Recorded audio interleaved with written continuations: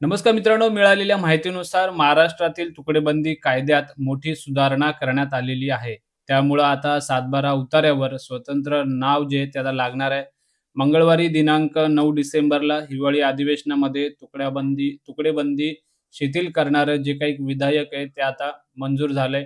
याचा फायदा बिल्डरांसाठी नाही तर सर्वसामान्यांसाठी होईल अशी जी काही प्रतिक्रिया या ठिकाणी मंत्री चंद्रशेखर बावनकुळे यांनी दिली. तुकडेबंदी कायद्यामध्ये बदल काय झालाय याबाबत आपण सगळी जी काही माहिती घेणार आहोत.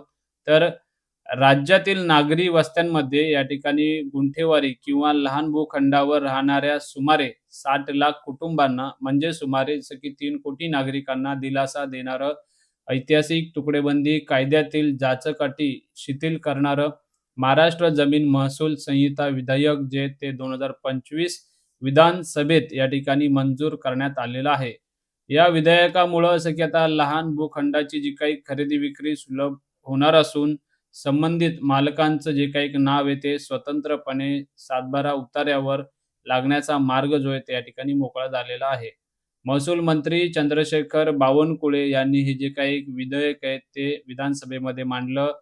अनेक वर्षांपासून नागरी भागामध्ये जसं की 5 ते 10 गुंठे किंवा त्यापेक्षा कमी जागेत जसं की घरे बांधून राहणाऱ्या नागरिकांना मालकी हक्काच्या तांत्रिक अडचणींना या ठिकाणी सामोरं जावं लागत होतं.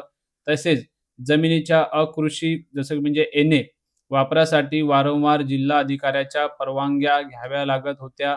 या नवीन विधेयकामुळं आता विकास आराखडा जो आहे तर किंवा प्रादेशिक आराखडा मंजूर असलेल्या क्षेत्रात वेगळ्या एने परवानगीची गरज भासणार नाही. त्याऐवजी एक वेळेस जसं की अधिमूल्य भरून ही जी काही प्रक्रिया आता ती पूर्ण करता येईल, असे या विधेयकामध्ये स्पष्ट करण्यात आलंय. अधिवेशनामध्ये चर्चेला उत्तर देताना महसूल मंत्री चंद्रशेखर बावनकुळे यांनी या सगळ्या जी काही गोष्ट आहे ती या ठिकाणी स्पष्ट केली आहे. हा कायदा कोणत्याही बिल्डरला फायदा देण्यासाठी आणलेला नसून राज्यातील जी 60 लाख कुटुंबे लहान तुकड्यावर घरं बांधून राहतात, त्यांना कायदेशीर मालकी हक्क देण्यासाठी आहे. बावनकुळे म्हणाले, की या निर्णयामुळं कोणत्याही आरक्षणाला धक्का लागणार नाही. उलट तुकड्याचा सर्वसामान्य माणूस आता कायदेशीर मालक होईल.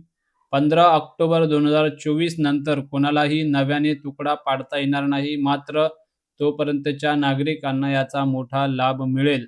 या संदर्भात जिल्हाधिकाऱ्यांनी स्थानिक लोकप्रतिनिधींना विश्वासात घेऊन कार्यवाही करावी, असे जे काही निर्देशही या ठिकाणी दिले गेलेत. तर एकंदरीत बोलायचं झालं तर मित्रांनो, या सगळ्या विधेयकाबद्दल तुमचं काय मत आहे? त्याचबरोबर तुकडेबंदी कायद्यामध्ये जी काही एक मोठी सुधारणा या ठिकाणी झाली, त्याबद्दल तुमचं काय मत आहे? हे कमेंट बॉक्समध्ये नक्की कळवा. आणि एकंदरीतच चॅनलवर जर तुम्ही नवीन असाल तर चॅनलला सबस्क्राईब करा. तर पुन्हा भेटू अशा माहितीपूर्ण व्हिडिओसोबत. तोपर्यंत नमस्ते, जय हिंद, जय महाराष्ट्र.